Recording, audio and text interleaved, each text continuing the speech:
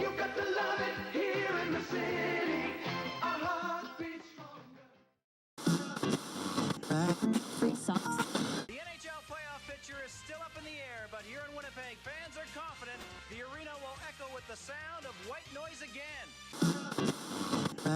Free socks. Let's go! Go, Jets, go! Winnipeg is back in the big leagues and over the moon.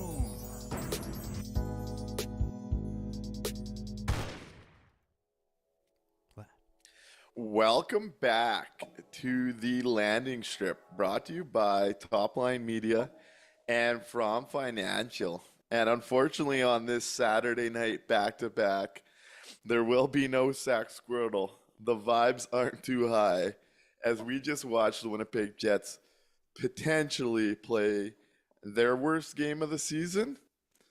I don't know if that's how you feel, but let's bring in Mikey to talk about it. How are you feeling on this Saturday night, Mikey? Yeah, the vibes are not immaculate this time around. This was a rough one to watch, not only for the result, but for a couple of things that happened during the game, which we're going to get to here right away. So, yeah, not a happy night. There's no joy in Joyland, as Claude Noel used to say.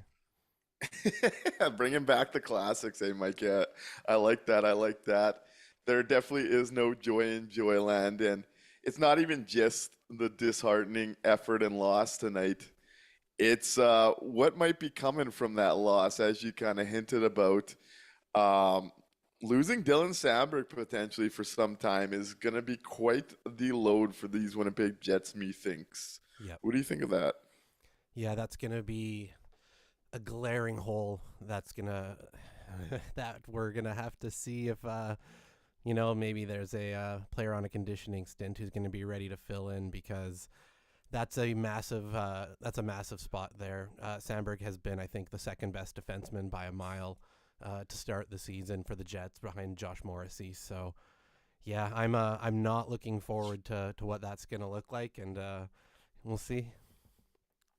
It's interesting too, because I don't think this game's all on losing Samberg, but it was pretty clear the difference in game when he went down compared to when he was in. I actually thought the Winnipeg Jets had a pretty good start to this one, Yep. and UC Saros was just not going to let them have any of that early momentum. I mean, this is one of the best goalies in the NHL, Yep. and things unwound in a hurry for Winnipeg, especially after that loss. If you're tuning in and you missed the game, Dylan Samberg in the first period blocks, I think it was a stammer.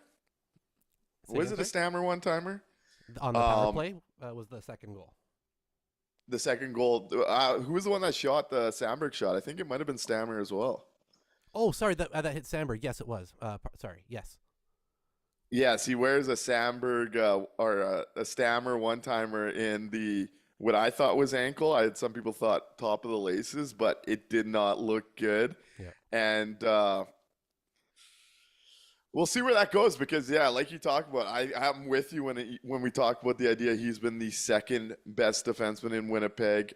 He's been such a big impact stabilizing that second group defensively, Yeah. and I really do think he's grown into a top-end defensive defenseman type in this modern NHL, and it's going to be really interesting to see you hint at Ville Heinola coming up, and we know the plan was for him to get the call tomorrow. That's a big spot to be jumping in. Yeah, he's going to have to, I think I called it a baptism by fire, right? He's going to be tossed right into the top four against a real good team. So, the conditioning stint went well for him. He played real well with the Moose. And we're going to have to see now if he was the player we thought he was going to be to start the year. It's going to be rough to get in like this, but I'm hoping. I've got good feelings. Yeah, we shall see. I'm really curious to see what they do with the deep pairings without Dylan Samberg here. I thought this was another. I think it's interesting. I think Hayden Fleury, when he's got like time and space, he does some good things out there. But guess what? In the NHL, you don't have a lot of time and space, and I do think it's been a lot to handle the more we've seen from him. Yep. So I was already looking at Heinola taking out Fleury, but losing Samberg in the equation, it's a tough one. Yeah, I think he's gonna. Yeah, Fleury will stay in now with Samberg most likely missing. We don't have any confirmation yet, but with Samberg most likely missing time, I think Fleury stays in. Heinola comes up. I don't think they're going to want to introduce 2 new players into the top 6 at the same time. So yeah, that's kind of the way that I'm guessing it'll go. Yes, and but on this game in general, really interesting one early. It was a bit of a track meet for both teams, a little bit of pond hockey going on. Yep. And early on, it actually looked like the Winnipeg Jets might come out ahead in such a game, as they were the team generating the better 3-on-1s and 2-on-1s early. Yep. And then the puck became a bit of a grenade for them. Turnover after turnover after turnover. And the other team, I mean, the Nashville Predators have some big name players themselves, and they've been off to a tough start. But Roman Josi gets on the board from the point. A goal that goes through 4 guys. I can't put that one on Comrie at all. No, Mark no. Scheifele loses a battle behind the net, kind of creating some disorganization, and it goes from there. Then the Nashville Predators answer, like, what was it, 11 seconds later, exposing that top line in the neutral zone. It ends with Kyle Connor having a flyby, creating a 2-on-1 on Morrissey. Don't know where DeMello was at all. And Alex Carrier, of all people, bangs in the rebound. Fortunately, the coaching staff above up in the press box was paying attention, and they challenge it for offside, giving the Jets a bit of a boost back into this game. Second period comes along, and Adam Lowry gets a greasy one. That was the only way they were able to beat UC Saros on this night. Fleury gets a shot through. Nino and Appleton and Lowry all drive the net. Looks like Nino had drawn a cross check on the play, but Lowry cleans it up before going to the power play to make this game a 1-1 game. However, that second period was an absolute disaster. 18 shots again. Good for Eric Comrie to keep this a 1-1 game going into the third. But as soon as that third period started, it was, again, all Nashville. They had a quality look the first minute of the period. I believe it was a Forsberg breakaway. Comrie, hats off to Eric Comrie on this one. I actually felt bad for him. He was tracking the puck well. He was making some big saves to keep them in this one, and it just wasn't meant to be on this night. A night where even we've been talking a lot about Scott Arniel having his hands on the pulse here. Yep. In a game like this where the top line had what was described to me on text as a vintage top line game, which is not something you want to be known for. Outshot attempted 11-4 in this one. Expected goals were at 10.91% for your top group, and they still were fed ice time in this one. This is the rare one. I think Arnie lost the plot with that group tonight. Yeah, this was first talking about Comrie, or actually here real quick, some breaking news in the chat. Scott Arniel just said Samberg's foot is broken. Ah, shit. Yeah. That's shit. maybe the worst possible outcome. Yeah, that's not good. No. So that's going to be, we talked early on in the season what it's going to look like when the team faces adversity, when there's going to be that first big test, and we've just found what it is. This is a huge hole in the top 4 for the team. This is a spot they don't have a whole lot of depth. We've talked about that all year long. Not prospects, not at the NHL level. So this is going to be interesting. It's going to have to be done by committee. It can't be Josh Morrissey playing literally 50% of the game. He can't play 30 minutes tonight. Every night. That's especially after the Gustav Nyquist stuff. So, yeah, I don't think we could have got any worse news. And hopefully Chevy and the pro scouting team are out working the phones real hard right now, because we're going to need some backup. Do we see the Jets link to David Jiricek, who seems to be on the move this week out of Columbus? A lot of chatter, right? But I don't. Yeah. I wouldn't want them to be honest. That's not a guy that I'm really that excited about. But yeah, there's a lot of chatter about Jiricek now, and this could definitely spur that. And Jet Centric right away. Is it time for the big trade now? If Yes. The interesting thing, I believe Samberg it has become such a big piece of this decor, especially defensively. And we know that this team, despite being such a high-powered offense, I know Sean Reynolds had kind of highlighted on the broadcast that they're scoring 20% more goals than last year. A lot of that, in my opinion, because of the power play. We know that this team at 5-on-5, they really do depend on the defensive side of the puck. We've been talking at length about needing to see them create a bit better offensively at 5-on-5 if we expect this to continue. That's a big blow for a team whose key trait is defensive hockey. You lose that key piece early. If you could go find a guy that could fit there, I'm in. I'm in early because I don't want to lose this momentum. And the earlier you can get a guy in, as Mr. Cramping Canadian points out here, yes, get the trades earlier and let's build that chemistry. It's going to be interesting. We're going to obviously, Ville, guy that we've been high on, is going to get thrown right into the fire. Not necessarily the switch I was hoping for when you look at what Samberg has become as a quality D-man in this league and what we envision Ville's strengths to kind of be. Probably not the same type of D-man. But here we go. We've wanted a Ville Heinola runway. We're getting It's here. It's here. Yeah. Like we said, we looked at it last time. That 10-game stretch that Pionk and Heinola played together was a positive 10-game stretch. So I'm going to put all my hopes into that right now, and they can recapture that chemistry because, yeah, they're going to need it. They're going to be playing a lot of minutes, I think. They definitely will. I will say this. I kind of want to focus on Mark Scheifele early into this convo, and then we'll open up the phone lines. We'll get to the chat. I did think this was a really, really poor night from the number one center, and I do think we got further confirmation today, in my opinion, watching that game, that Mark Scheifele is indeed nursing some kind of hand injury. The reasons I say that, it was kind of talked about, like the idea was Velarde has been doing good in the dot and Scheifele's been struggling, so they were just going to give him the draws. And then we saw early on in this game that Velarde got tossed from a draw, and Mark Scheifele didn't come in. Kyle Connor came in to take a draw, which is not something we ever see.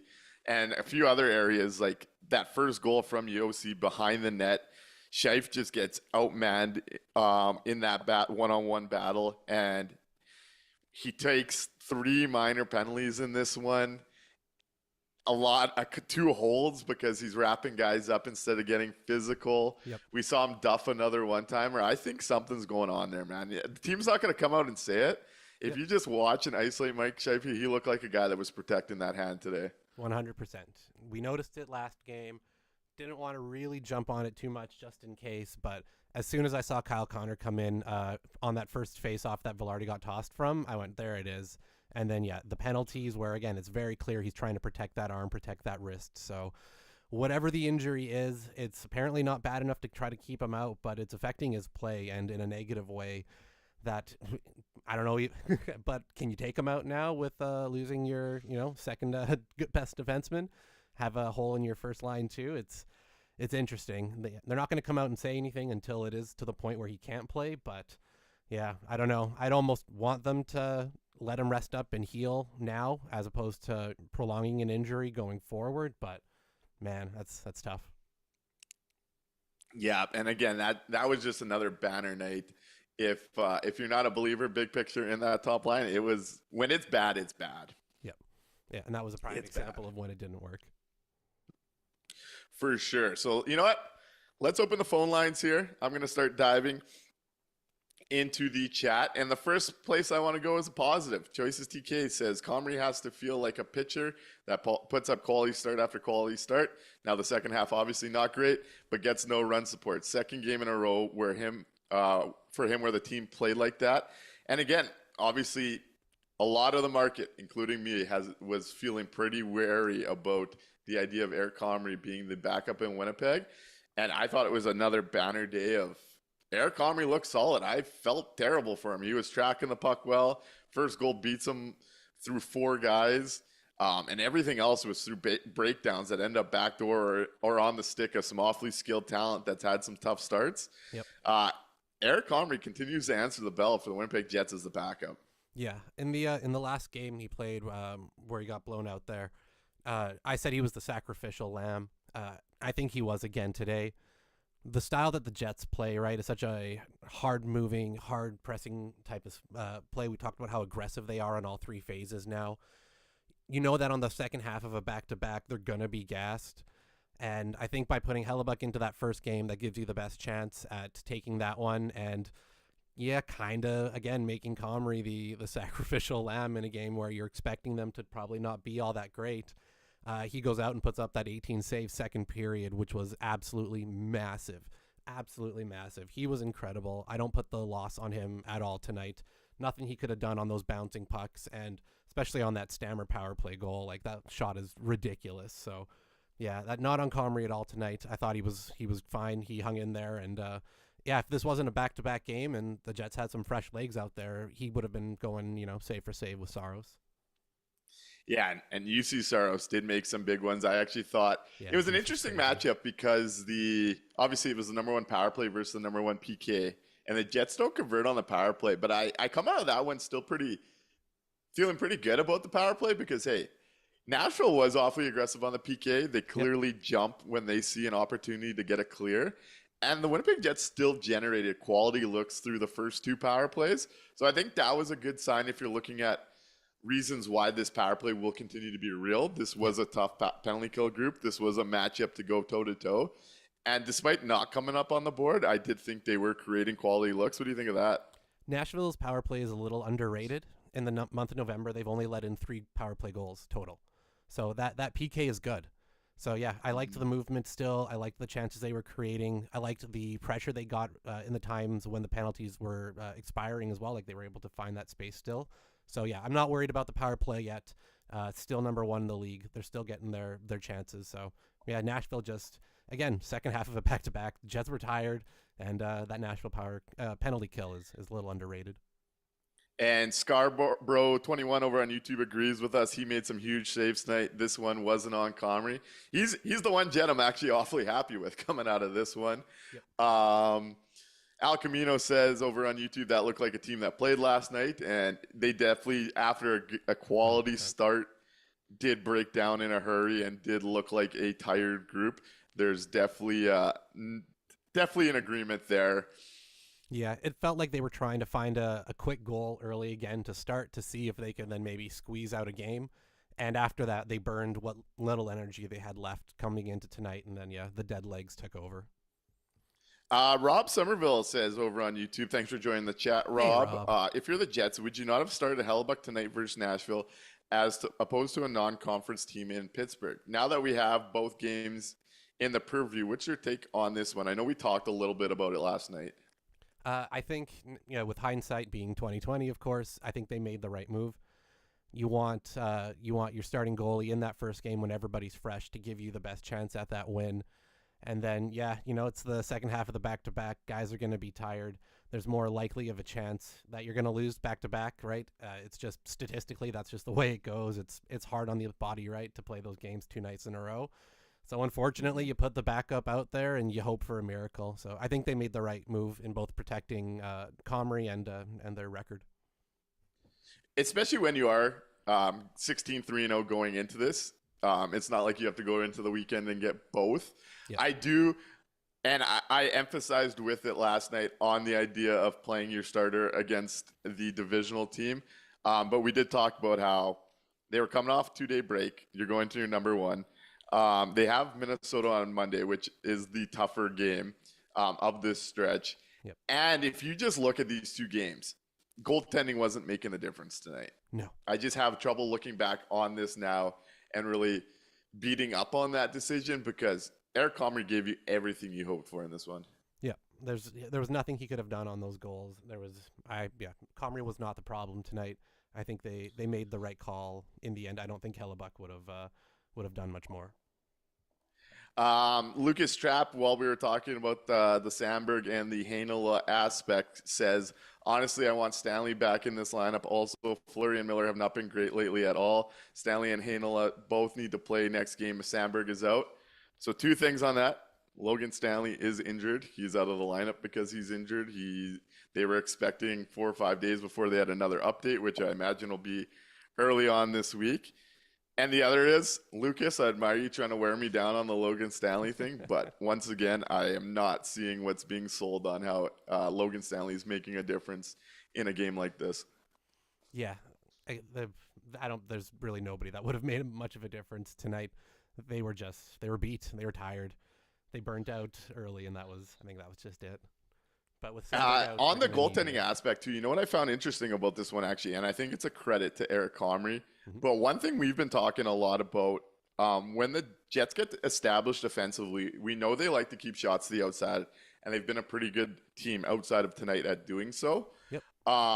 Nashville was kind of the tough matchup for them in terms of how they generate offense. The one thing we've been talking about is the idea of when teams are trying to break down the Jets system, it seems to come from point shots and then net front scrambles. Yep. And the Jets aren't necessarily very strong defending on those net front scrambles. It tends to be where there is some havoc in front of them. Nashville really creates a lot of their offense from D shots. And you saw it tonight. So I think there was a credit to Eric Comrie just calming the waters and not even allowing much rebounds out in some of those situations. He was really good at eating the puck. And for a situation that the Jets do struggle in, and I think we saw that again tonight, I think Comrie answered the bell as far as containing that as much as possible.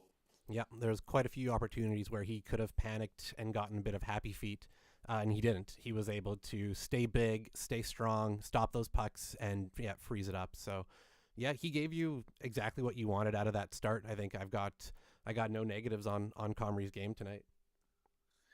Yeah, no, I'm right there with you. I'm really interested to see where the staff, the big thing coming out of this one, how do they respond? Obviously, that's always kind of the big thing with the Jets is the lengthy road trip just getting started.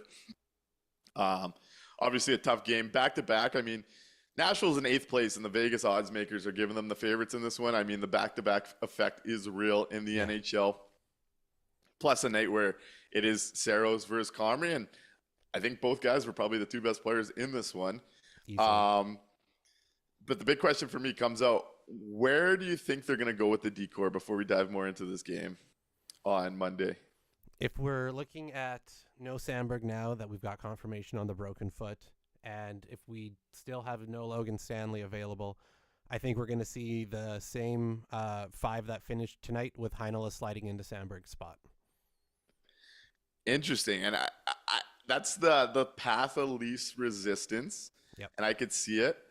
I do wonder if we see them go and in their mind try and load up the top pair. And I wonder if they go Morrissey, Pionk, Heinola, DeMello, Fleury, Miller is something I'm wondering if this team tries. I like the idea of trying it. I wonder if they're going to want to do experimenting like that on a road trip like this.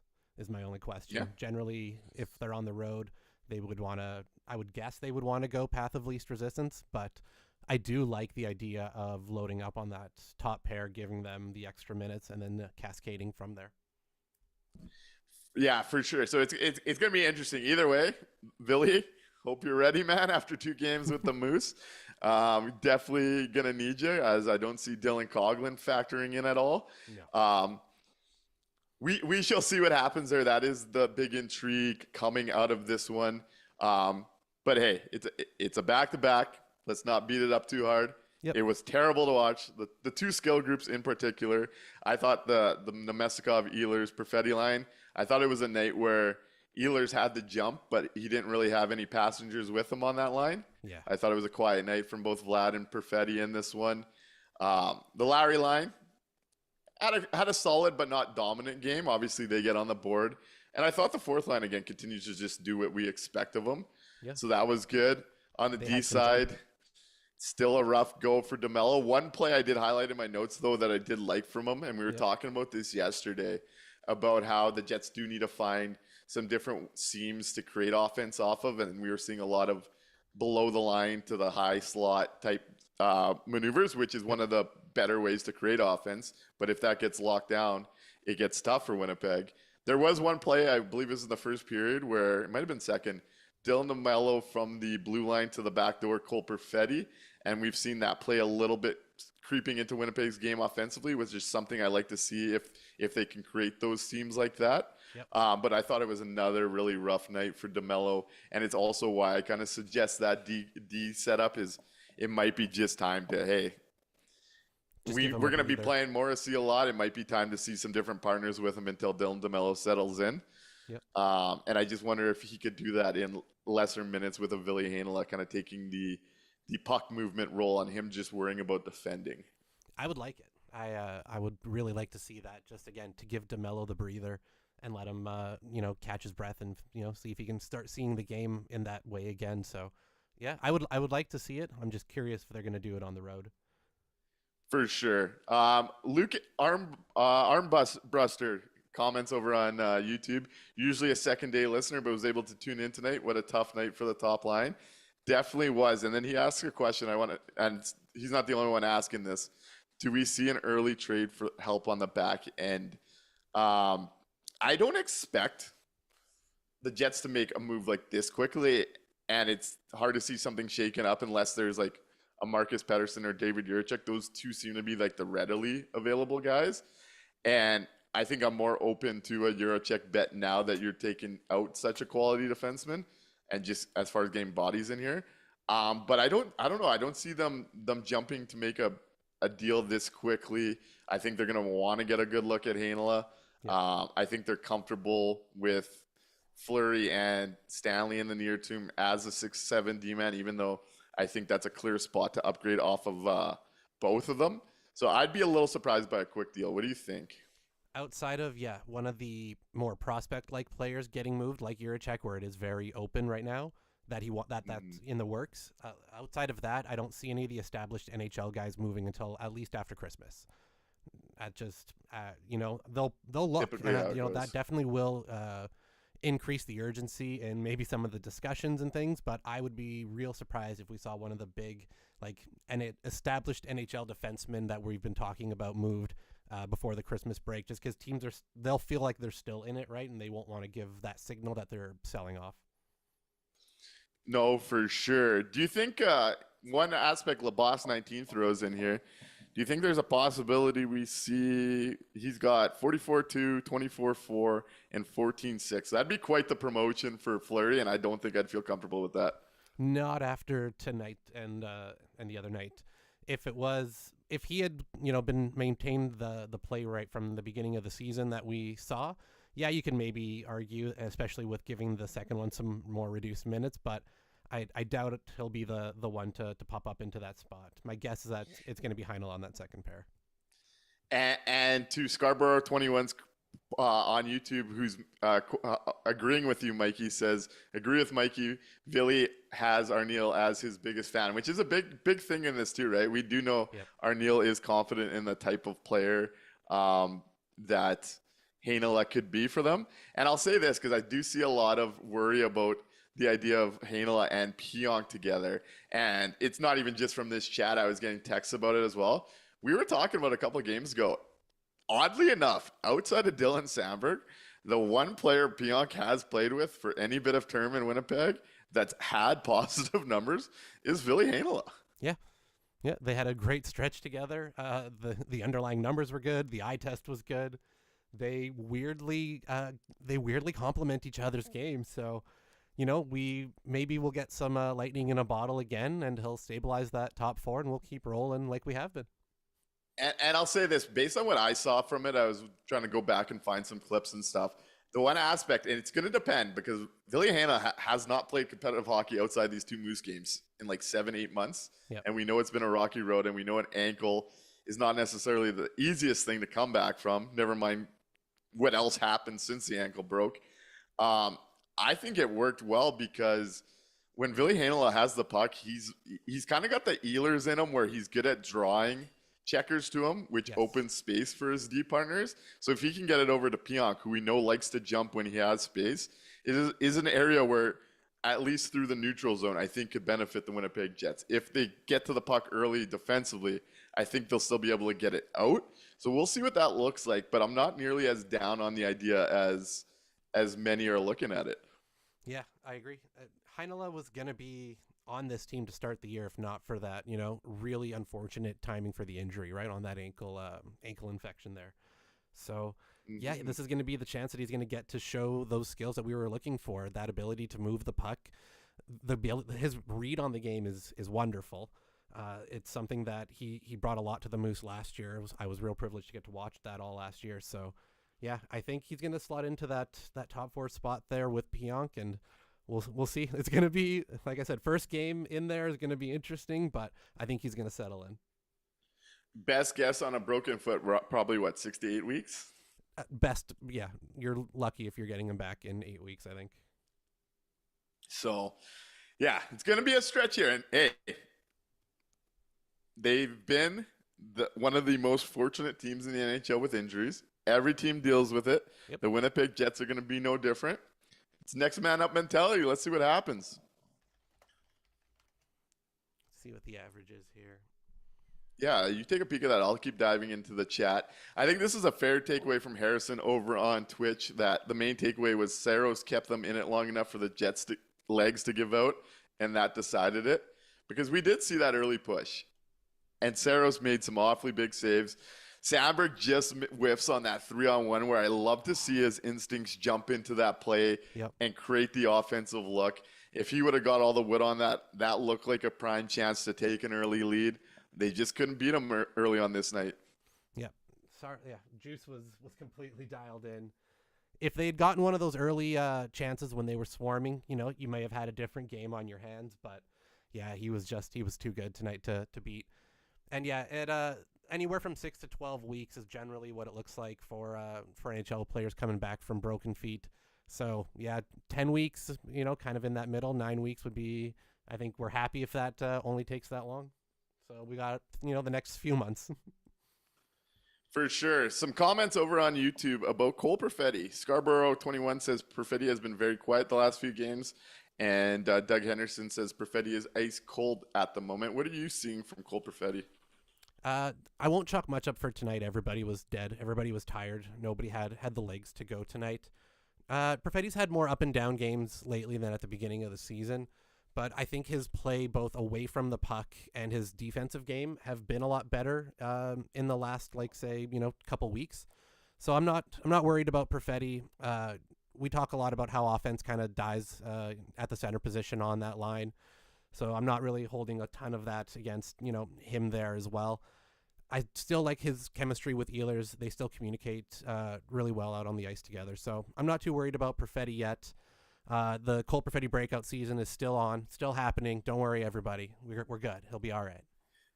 Yeah, 1 assist in his last 6 games brings him to 14 points over 21 games, about the pace that we would have expected coming in. Yep. Now, obviously, had some hot streaks with multi-point games consecutively, but this is kind of what I expect as far as what we're going to get from a young player still working his way into a top 6 role in this league. And you're going to ride some highs, you're going to ride some lows. I think you're right that I do like the defensive side of the game. I like the way he positions his body in the corners and whatnot. Yep. The offense will come. It's been slower. Definitely hasn't been what we expect out of Cole Perfetti, but it's not necessarily a concern yet for me. Rain does point out the 1 assist was also an empty netter to Kyle Connor. So in those last 6 games, that is you do want more from a guy playing in that role. Yeah, absolutely. I think we want more from that whole line, though, in terms of the offensive production. But we kind of have settled also that that's really the third line more than the second line with the way that the Lowry line is used. So, yeah, would we like more offense out of that? 100%, absolutely. But he's not hurting them defensively. He's doing good things away from the puck still. I'm not worried about Perfetti yet. And I think this is a good way to put it from Scarborough, answering what we're talking here. Not knocking Perfetti in terms of being a bus. He just certainly isn't driving the bus like we would hope. And I think that's fair in this stretch. Agree. Definitely seeing it too. Definitely agree with that. Yep. Shaw990 says, I feel better with the fourth line on the ice than the top line. It just felt like a matter of time with that line on the ice. What do you think of that kind of comment tonight? It was true tonight, yeah. And there's been true a few games this year where that is, very much the case. It just, when they're not going, it's real bad. It's real bad when they don't have it on. And with Scheifele nursing and whatever that injury is, and being on the second half of that back-to-back, I know I sound like a broken record, but yeah, it was real evident that their warts were in our faces. I will say it is nice for a Winnipeg Jets team to have a fourth line they could trust with minutes that is actually driving the play forward. Again, I thought this was another game where the confidence in Rasmus Kupari's game is evident, especially when he's carrying the puck through the neutral zone into the offensive zone. Even saw him stop up and beat a D-man on a stick handle before setting up Josh Morrissey in the slot. Yep. That group has a clear, defined role, and they do continue playing well in it. And on a night like this, I'm definitely way more comfortable with them than the top line, where the puck was an absolute grenade for them tonight. It's funny. The two games that I would kind of chalk up as the worst two for the Jets would be this one and the first Florida game. And in both those games, the fourth line was the only one that had any jump, any movement, any speed to their game. So yeah, they're reliable. They're reliable as a fourth line. They're playing, double-digit minutes most of the games, if not all of them. They get offensive zone time. They get offensive chances. I don't know what else you could ask out of that group. 0 Ghost 8. He's got to be real happy with Rasmus Kupari again making a claim. No, for sure. And Jet-centric trolling with the trade for Trouba. Don't think that's the answer these days. Shaw 990 is offering us some hope. They're saying that this could be like 17-18 when Perreault got injured and Connor getting put in the top 6 and never looking back. Maybe that's Heinola. Maybe he comes in and just, steps in and dominates right away. We never have to worry about it again. And to LaBoss's credit, too, on that, if Ville crushes it, our left side D-Corps is solid going forward. And I really do envision a Morrissey, Samberg, Heinola left side being strong, especially Heinola in that third pairing sheltered role where you could kind of let him dazzle. That is a left side that's going to be very inexpensive, and you should get good quality out of it. The big thing is going to be fixing the right side. And I see some calls for Elias Salmonson. Do you think we see him during this stretch with one more injury? No, I still don't think so. I think interesting, even with one more injury. Oh, like on top of Samberg? Yeah, that's what I'm thinking. Like, I don't see it without another injury, but if we're one injury away, do you think it would be Salo or do you think it would be Coughlin? No, I think it'd be Salo, especially if it's if it's like Pionk, like if it's somebody like another top 4 spot on the right side, then yeah, I think it's Salo. If it's Miller, you might see Coughlin pop in for a game, right? But yeah, that's if it's a big player and they need somebody who is used to playing in that type of minutes, you could see him there. But I think they're gonna slow play Salo. I still do. Scott Westman asks, is your call-in show number a text-friendly line as well? It is not, but if you'd like to DM me something for me to read, I can do that for you if you'd like, or you could just throw it in the chat here. I like the concept of the idea of an injury potentially helping the Winnipeg Jets moving forward. It's kind of funny, but I think that might be what unlocks them up front eventually. We've seen them through 21 games use the same group mostly, and to mixed results. It seems like both skill groups fall apart at the same time together in certain matchups, and I do wonder if that's something the coaching staff's looking more closely at. Yep. Because it was another game where I thought it was obviously not great on anyone's part, but I thought the two meat and potatoes lines were a lot more effective than the two skill groups. Yep. And it seems to come up in certain games, and I'm wondering if that becomes a bit of a thing. I was once again surprised not to see the bump with the way that was going. The Nick Ehlers, Kyle Connor thing was right there again. Didn't see it, and we saw that first line rewarded. We've hyped up the coaching staff a lot. I think it was a miss there tonight. I'm gonna be the shill, I guess, again, and defend the coaching staff. I don't think it would have made a difference. I think pretty early on, after the dead legs hit and the Jets kind of gassed out, I really don't think that switch would have changed the fate of the game in any meaningful way. And It might not have, but it is a 1-1 hockey game. The next goal was going to be big. If there was a time to just try and create a spark out of nothing, like I agree with you, the way that game, especially in the second period, flowed, I get it, but it's still a 1-1 hockey game where your goaltender's giving you a chance. I would have liked to see something tried in this one. Yeah. I definitely wouldn't have been mad about it happening. I have a hard time faulting them for not going at it in this one when even at 1-1, it didn't feel like the Jets were really in it to me. It looked like that they couldn't skate. They were going through mud. No, that's fair. That's fair. A lot of talk over still about D on YouTube, so let's get to it. But Caleb gets a good joke in here relating back to last night's show. Text friendly is only for the life coaching advice. So we're going to make a push for the life coaching segments on the landing strip after dark. But Scott Westman does get to his point, and then I have a couple others I want to get to here on the D side because they all do relate to each other. Right. Scott Westman says, here's one for you. What if 44 wakes up tomorrow and feels like shit from a head hit? Concussion symptoms come days after hit. And this is a really interesting point. Let's get your thoughts on the hit first. I'll get into mine.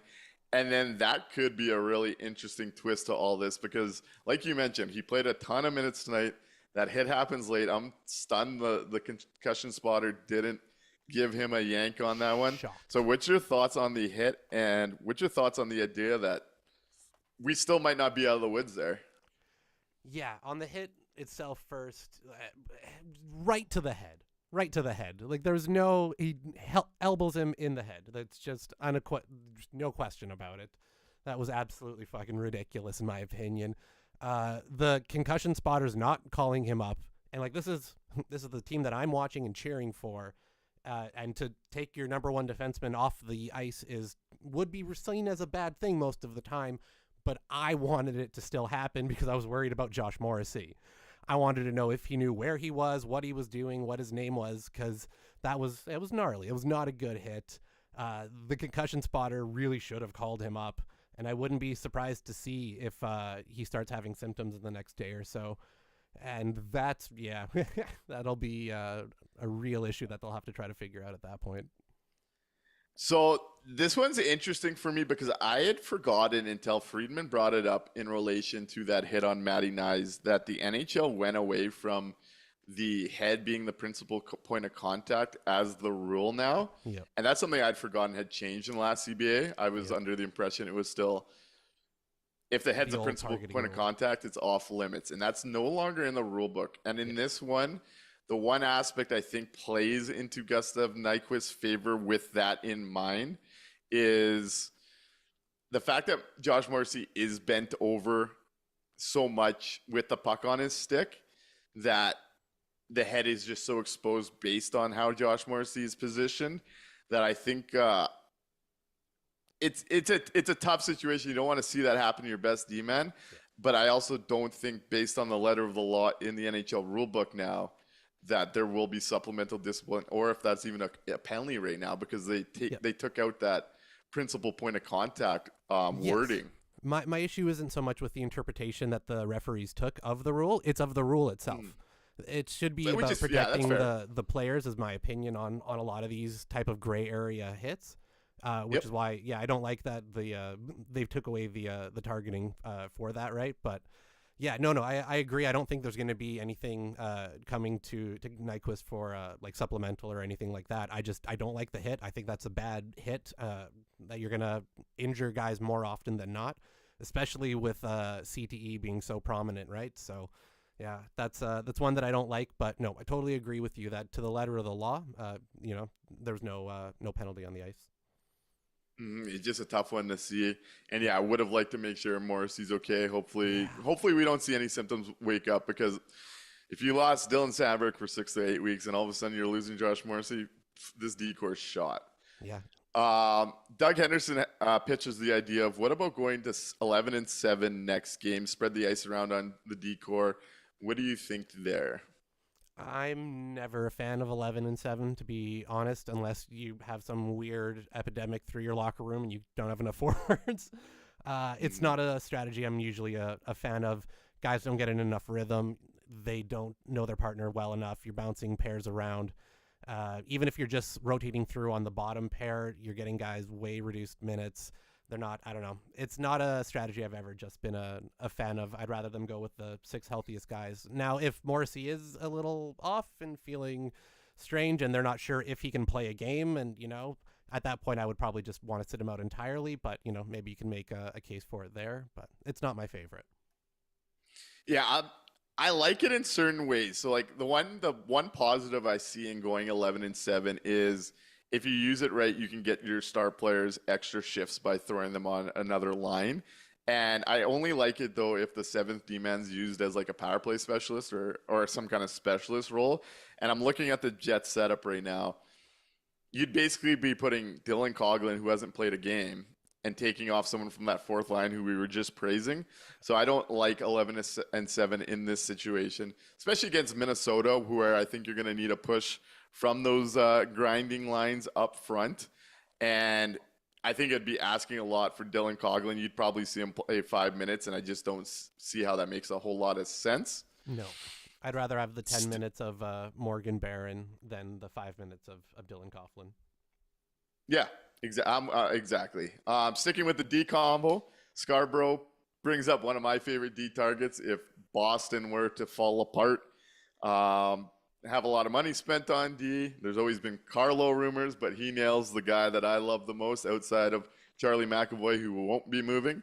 If there was ever a way to Hampus Lindholm, Scarborough, I like where your mind's going. Sold. I'll do it now. Sold. I'll do it now. Let's go. Hampus would be Yeah, nice no, right that one's right up my alley as well. Yeah.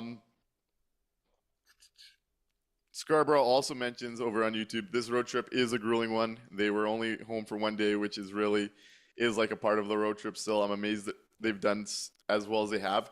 And that stretch is going to remain true for a couple of weeks here. I believe there's a 1-gamer or a 2-gamer in there somewhere before going back on the road. So it's quite the test and quite the stretch here. We're going to see what the Jets are made of. Obviously, it's been a great start. Now the next challenge awaits. Yeah, this is going to be a tough gauntlet. We got 4 straight now still on the road before coming home again. So it's going to be tough, especially getting Heinola in with these minutes right away. I'm excited though, to be honest. I'm a little bit excited to see how they're going to handle this adversity, this first real bump in the road. See if it galvanizes them and they, put in an effort like we've seen to start the year, or if it, we see some cracks. It'll be interesting. But as long as Morrissey is okay, that's kind of the one spot. Now that we have confirmation that it's going to be a while on Samberg, we can start to plan around that and just kind of wish him a speedy recovery. Morrissey is now the question mark to see how he's doing in the next couple days and how the morning skate goes on Monday. Absolutely. As we got a call, eh? No. Oh, yep. There they are. Hi, caller. You're on the air. Hey, well, what up, Mikey and Nik? It's yours truly, or Evan calling. Evan. Hey, good to hear from you, Evan. How you doing? Yeah, first time calling in. I'm actually just driving home. I went to my parents to watch the game. I don't know if this has been talked yet, but with the Samberg news of a broken foot potentially being out for a month or longer, do you expect Cheveldayoff to potentially make a trade? I know rumors about Peterson out of Pittsburgh were names mentioned. Do you think that this makes Chevy more proactive before maybe the Samberg injury is over and done with? I would like to hear your thoughts on that. Love the show, guys. Hope to talk to you guys soon. Hey, thanks for the call, Evan, and great timing. We keep talking about the D. It's the big story tonight.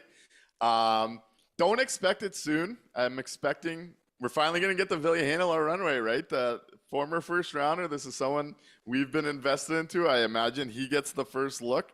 Now, if Samberg's out for 6 to 8 weeks and the next 3 weeks are looking pretty tough back there, I wonder if that does amp the pressure up in mid-December before the roster freeze. But I do think we're going to get a runway of who's in the org right now. Yep, I think Heinola's going to be the big focus. They're going to see what they've got there and see how that stabilizes the top 4 or not. I do think it does increase the maybe the urgency a little bit of those conversations that they've already been having. It's not like they weren't, looking before this and now they're definitely out there, right? They've already been working the phones, I'm sure. They've already had guys out there scouting, other teams. I just think that, yeah, maybe this does increase the, not the urgency, but I don't know what the word I'm looking for is, but yeah, I definitely think it's on their radar now even more. And BB Can _ Tyler Ross, to touch up the Heinola stuff, Eric Dubois said when he was coaching, said it best on Ville on the Moose. I told him I don't want to see him here again. And they're a believer that Heinola is going to have some rust, but I think the breakout is here. And hey, I've been big on the player for some time. Let's see it. I'm hoping, as Al Camino mentions here, hope he gets a Stanley-type runway. We've seen Logan Stanley get chance after chance despite having some rust for most of his career.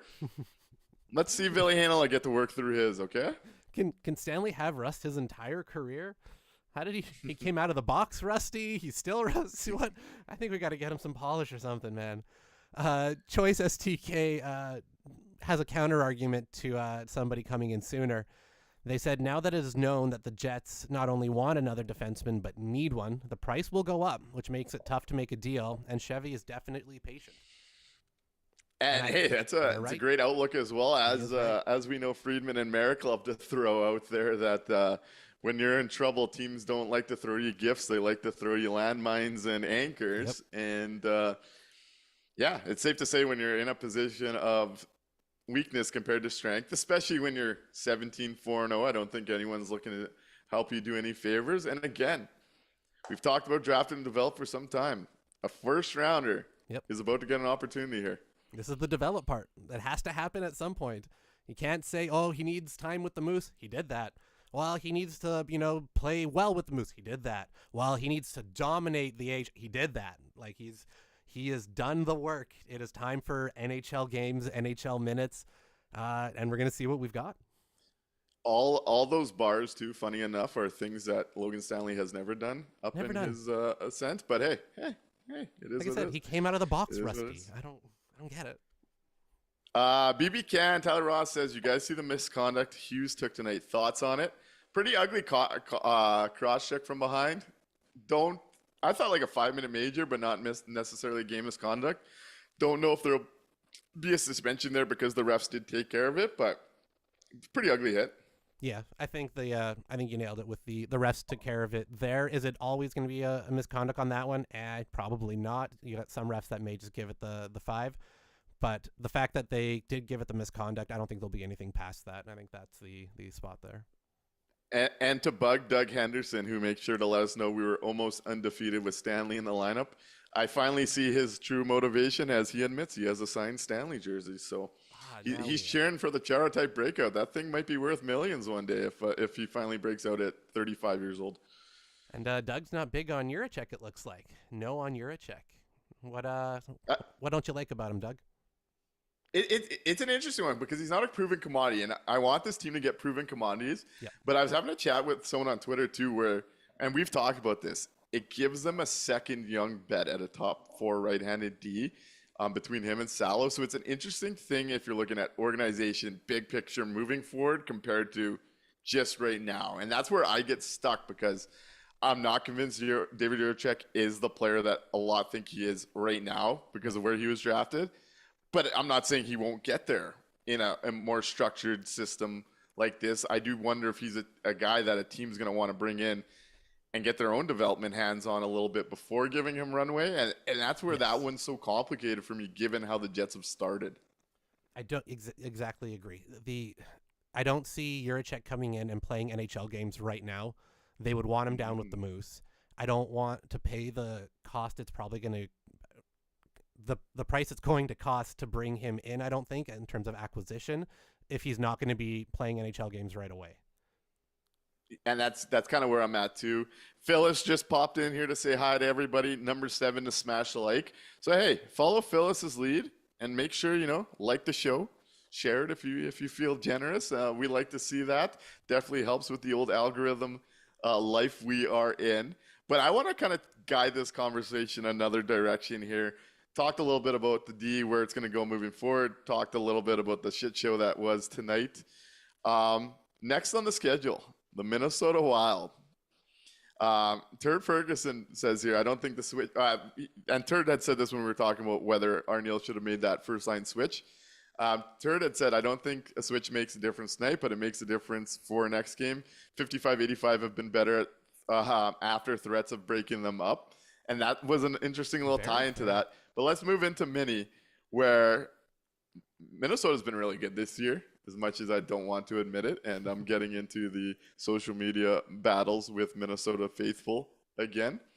Going to be a big one on Monday. That team's come out. They look tough. Now, they don't have Kaprizov, and I thought it was awfully hilarious to see Elliot Friedman have a bit tonight about the Minnesota Wild are not happy that Kirill Kaprizov keeps getting hurt on plays that are deemed legal. Like, maybe deal with it. You have one of the softest, best players in the league. It's kind of your fault. Right. But if the Jets are ever going to bounce back, my social media mentions would really appreciate a big W on Monday. Let's put it that way. The hockey gods need to smile on you on Monday. Otherwise, RIP your mentions. Like, that will be just a wasteland.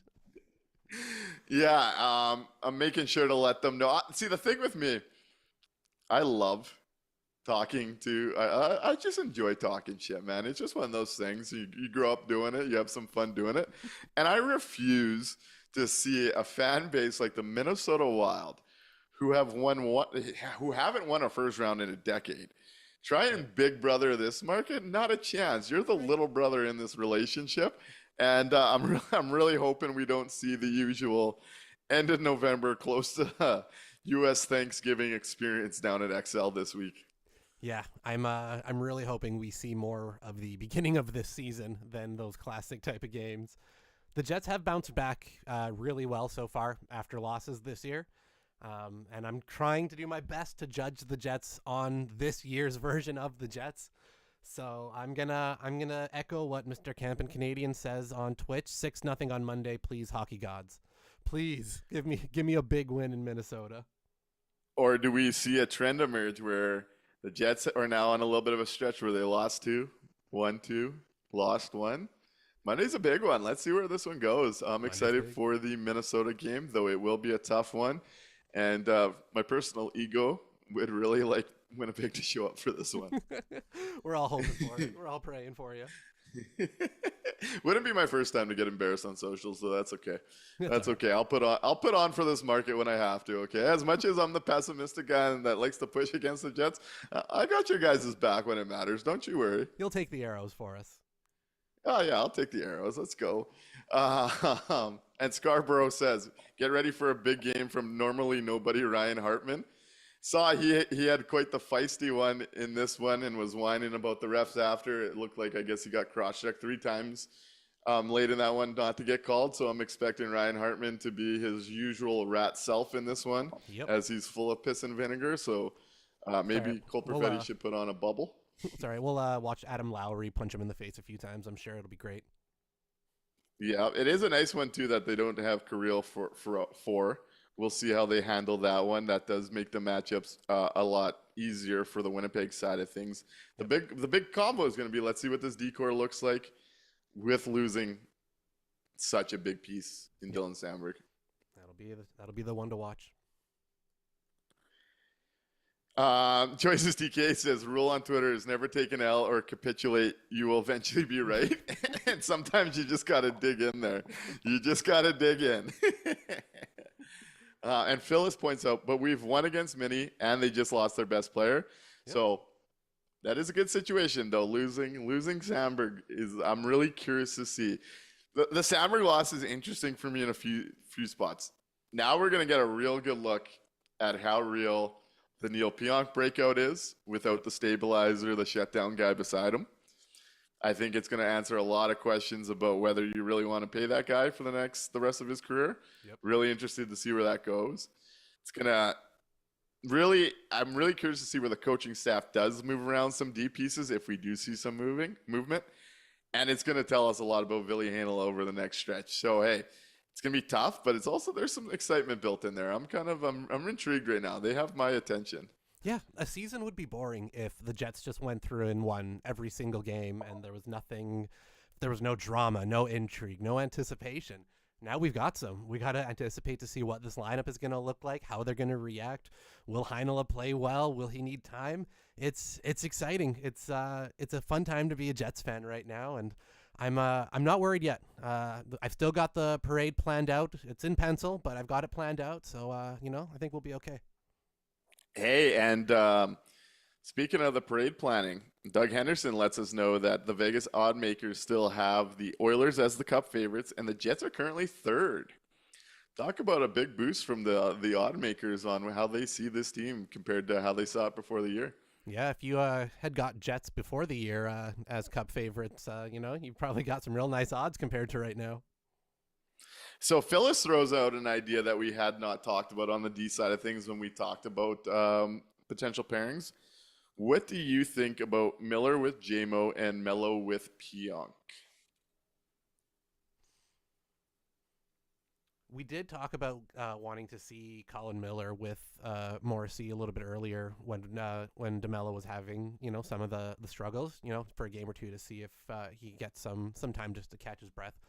So I don't hate it. I definitely like Morrissey and Miller. I think that could work as a pairing for sure.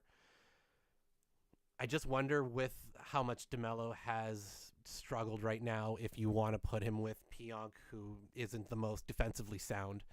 I don't know if that is going to be super conducive to trying to stabilize your top four, but if the other pairings aren't clicking, that's definitely one that I would try out for sure. Yeah, I've been intrigued by the idea of Miller with JMO just to give DeMello that much needed breather down the lineup right now. I would not feel comfortable with the idea of Dylan DeMello pairing with Neil Pionk based on how he's handling the puck skills side of it. I don't see a defender there that I necessarily trust. I necessarily trust to move the puck out of their zone. I think you'll be scrambling a lot chaotically defensively on those two shifts. Yep. I didn't love them when they were together tonight, and it's just not something I'd feel comfortable in the second pair, especially then it would, and Caleb points this out, I think it leaves the third pairing being fairly green. It would leave both Fleury and Heinola on the third pairing. You're likely moving Heinola to his offside. I want to see him get a chance on his strong side, get comfortable in the NHL. You have three righties, three lefties. I wouldn't go there with it. Yeah, absolutely.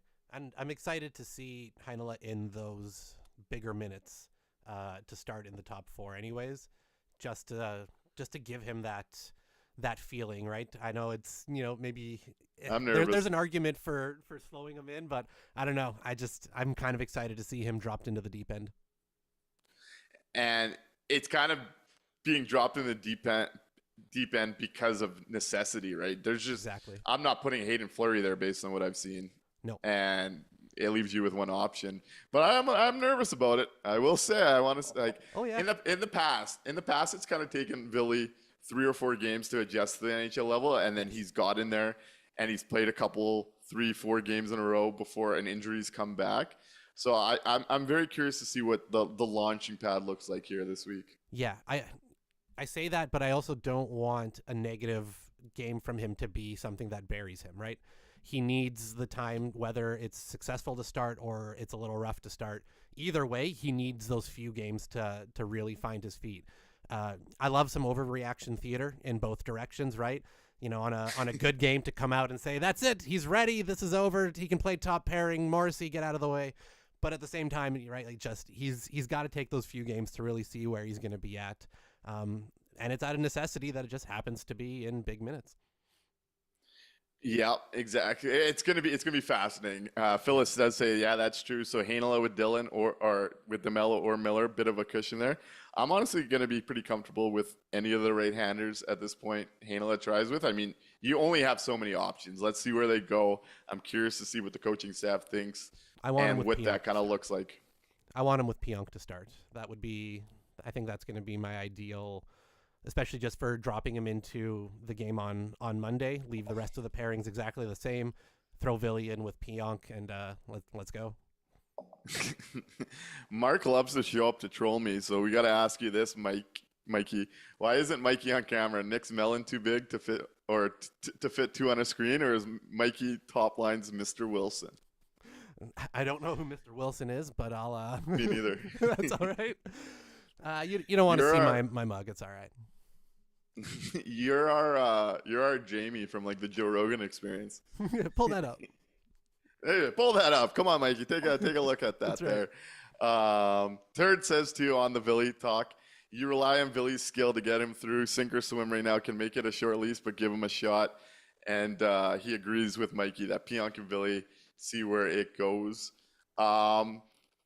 Hey, we've been talking for about an hour 5 here. Do you want to get into the 3 stars of this one and get out of here for the night? Yep, let's hit it.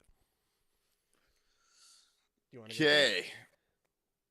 Number 1 for Winnipeg is clearly Eric Comrie. Yep.